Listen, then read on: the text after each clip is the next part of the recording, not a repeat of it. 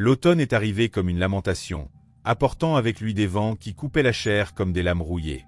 Les feuilles, autrefois vibrantes, s'accumulaient maintenant en tas desséchés, chuchotant des secrets morts sous les pas. Mon champ de blé, autrefois une tapisserie dorée dansant au gré de la brise, se flétrissait sous un ciel de plomb. Les épis, autrefois pleins de promesses, se courbaient comme des vieillards sous le poids d'un présage invisible. Je savais que je devais les protéger, mais je n'avais pour ressource que ce que le temps et l'abandon avaient laissé, de vieux chiffons, des lambeaux de souvenirs portés par des générations, et du bois pourri, dont les veines rongées racontaient des histoires de tempêtes passées. De mes mains tremblantes, je cousis l'épouvantail. Son corps était une parodie macabre de la forme humaine. Un manteau rapiécé, imprégné de la sueur de mes ancêtres, rempli de paille sèche qui sentait le moisi. Les yeux, des boutons arrachés à une robe ayant appartenu à ma mère, reflétaient la lumière du crépuscule comme des flaques d'huile. Sa bouche, une ligne rouge tortueuse, était brodée avec de la laine trouvée dans le grenier, tachée de ce que je préférais croire être de l'encre. Lorsque je l'érigeai au centre du champ, ses manches vides se balancèrent en direction de ma maison, comme si elles pointaient un doigt accusateur. « Soldat silencieux », murmurai-je, essayant de me convaincre que ce n'était qu'un amas de restes inoffensifs. La première nuit apporta un chœur de cris perçants. Non pas des corbeaux, mais du vent lui-même, qui hurlait entre les fissures de la cabane comme une âme perdue. Je jurais avoir entendu un gémissement venant du champ, un son guttural qui rampait sur le sol jusqu'à ma porte. Je secouai la tête, l'attribuant à la solitude qui m'accompagnait depuis des années. Ce n'est que le vent jouant avec les cordes, dis-je à voix haute, comme si les mots pouvaient exorciser le froid dans ma nuque. Le lendemain matin, le champ était intact, mais le silence était épais, contre nature. Les oiseaux, toujours bavards, évitaient l'endroit comme si une frontière invisible les repoussait. Je m'assis sur le porche, une tasse de café froid entre les mains, observant l'épouvantail. Son chapeau, un vieux chapeau de paille ayant appartenu à mon grand-père, était légèrement incliné vers la gauche. « L'ai-je laissé ainsi ?» demandai-je au vide, tout en montant sur un banc pour l'ajuster. En touchant le tissu, un frisson parcourut mes doigts. La paille sous le manteau sembla se contracter, comme des muscles endormis. Au coucher du soleil, l'ombre de l'épouvantail s'étira à travers le champ, longue et déformée. Un instant, il sembla que son bras spectral atteignait le seuil de ma porte. Je ris, un son sec et sans humour. « La lumière joue des tours, dis-je, mais en rentrant, je verrouillai la serrure pour la première fois depuis des années. La troisième nuit, le caquettement des poules déchira l'obscurité. Je courus au poulailler, la lanterne tremblant dans ma main. Il était là, l'épouvantail, tournant le dos au champ, ses bras de toile de jute maintenant tendus comme des griffes pétrifiées. Les doigts, autrefois flasques, se tordaient vers le ciel, comme s'ils suppliaient ou menaçaient. Les cordes qui le retenaient au poteau étaient tendues, les nœuds intacts, mais sa posture était celle d'un danseur figé au milieu d'un pas profane. Un enfant, essayai-je de rationaliser, mais les empreintes dans la terre n'étaient que les miennes, encerclant le monstre de chiffon comme un rituel involontaire. Les jours suivants furent un cauchemar déroulé au ralenti. Un matin, je trouvai l'épouvantail à genoux, sa tête enfouie dans la terre comme une graine maléfique. La terre autour était noire, exhalant une odeur acide qui fit pleurer mes yeux. Une autre aube le révéla suspendu à l'envers au poteau, les jambes se balançant légèrement, comme un pendu enveloppé de chiffon. Les corbeaux revinrent, non comme des voleurs, mais comme des courtisans se posant sur ses épaules, picorant ses boutons oculaires, cactant sur des tons qui semblaient presque de la révérence. La récolte dépérissait.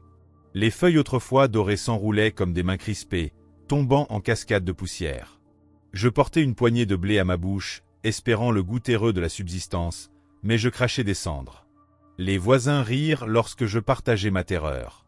« L'isolement a pourri ton jugement », dit le forgeron, crachant par terre. La couturière du village se signa, murmurant une prière tout en reculant. Je décidai de chasser la vérité de mes propres mains. Caché derrière la grange, cette nuit fatidique, je fus témoin de l'éveil. À minuit pile, un grincement métallique résonna, comme des ongles sur de l'ardoise. L'épouvantail tourna, lentement, ses membres grinçant comme des gonds rouillés. Les boutons oculaires scintillèrent d'un rouge phosphorescent, une lumière qui n'appartenait pas à ce monde. Ses doigts de toile de jute se tordirent, tissant des motifs dans l'air qui laissaient des traînées de fumée noire. Lorsque son pied, une botte trouée qui avait été la mienne, se leva du sol, je poussai un cri qui déchira la nuit. L'épouvantail s'arrêta, revenant à sa pose inerte, mais l'air sentait le soufre et la peur. Les rêves commencèrent cette nuit-là. Des voix sifflantes résonnaient dans une langue qui faisait mal aux oreilles, des syllabes qui brûlaient comme du charbon dans l'esprit.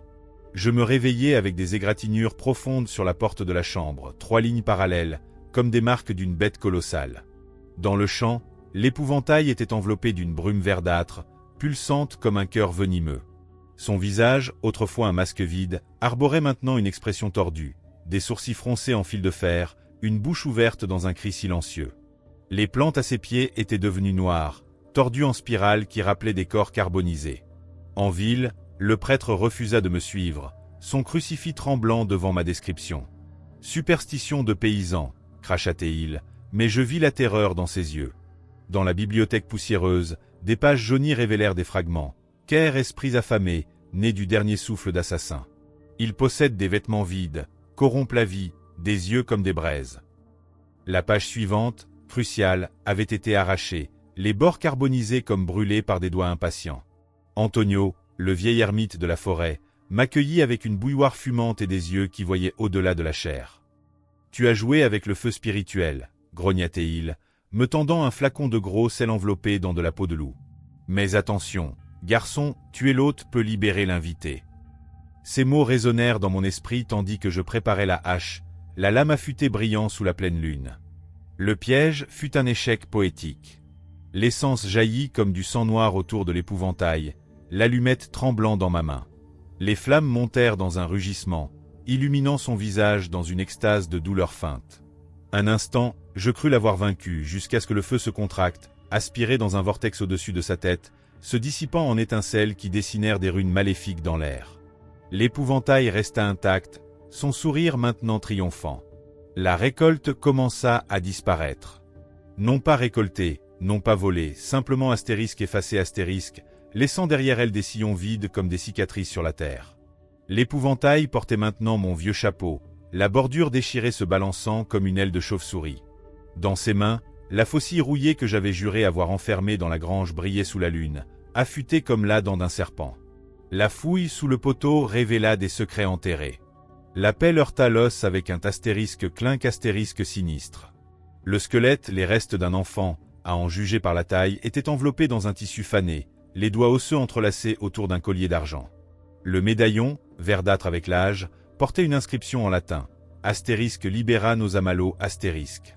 En le touchant, des visions envahirent mon esprit, une cérémonie nocturne, des cris étouffés, une silhouette de chiffon se dressant au-dessus d'une tombe peu profonde. La nuit finale commença par des rires. Non pas venant du champ, mais astérisque de l'intérieur astérisque de la maison. Je trouvais l'épouvantail dansant entre les rangées de blé mort, ses pieds traçant des sillons en motifs circulaires qui brillaient d'une lueur putride. Ses mouvements étaient obscènement gracieux, une parodie de valse.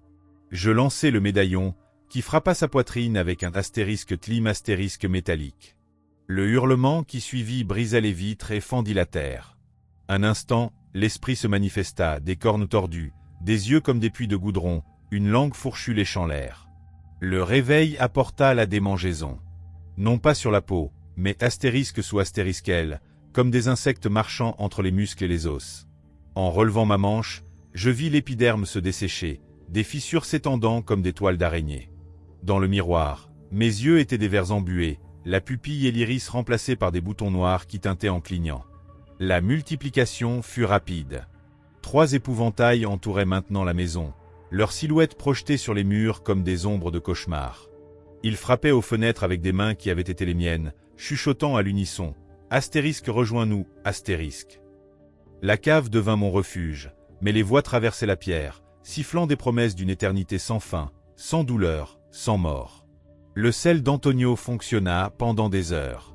Une pluie acide tomba alors, non pas du ciel, mais des nuages vert planant au-dessus des épouvantails. Le sel se dissolut en ruisseau fumant, brûlant ma peau déjà à moitié faite de toile de jute. Mon petit doigt s'était raidi, les articulations grinçant comme du vieux bois en fermant la main. La lettre à ma sœur fut écrite avec des doigts qui perdaient leur flexibilité à chaque mot. Le facteur s'enfuit en voyant mes mains, les tendons étaient maintenant des cordes de sisal, les ongles des lambeaux ensanglantés. Dans le lac, mon reflet montra la vérité. Des lignes épaisses de couture traversaient mon visage, la bouche une cicatrice rouge, les cheveux remplacés par de la paille s'échappant de mon cuir chevelu fissuré. La jambe droite mourut en premier. En relevant mon pantalon, je découvris que le genou était une articulation de bois peint, des vis rouillées remplaçant la rotule. Je me cache maintenant dans la grange, écrivant ces dernières lignes avec une main qui ne se plie plus. L'encre coule entre les fils de toile de jute, tachant le papier comme des larmes de goudron. Les corbeaux sont mes seuls compagnons. Ils picorent mes boutons oculaires, mais il n'y a pas de douleur, juste un bruissement sec, comme des feuilles mortes. La plantation a renaît, monstrueuse. Chaque épi porte un minuscule visage, des bouches muettes criant dans une agonie perpétuelle. Les nuits d'orage, ils me libèrent. Je traîne mon corps hybride jusqu'à la maison du nouveau fermier, un jeune homme plein d'espoir qui a replanté le champ. Je frappe à la porte avec des poings de bois, chuchotant des avertissements qui sortent comme des sifflements de vent. Il n'ouvre jamais. Peut-être, lorsque sa récolte fleurira, comprendra-t-il. L'automne s'en va, emportant mes derniers vestiges d'humanité. Bientôt, je ne serai plus que le gardien de cette terre maudite, un soldat condamné à répéter le cycle. Mais quelque part, dans les profondeurs où les l'équerre ne peuvent atteindre, reste une étincelle, l'amour pour un champ doré, l'arôme du café matinal, le rire d'une sœur qui ne lira jamais cette lettre. Alors, vous avez aimé cette histoire? J'espère que vous avez apprécié chaque seconde. Aimez la vidéo et abonnez-vous à la chaîne pour ne manquer aucun contenu futur.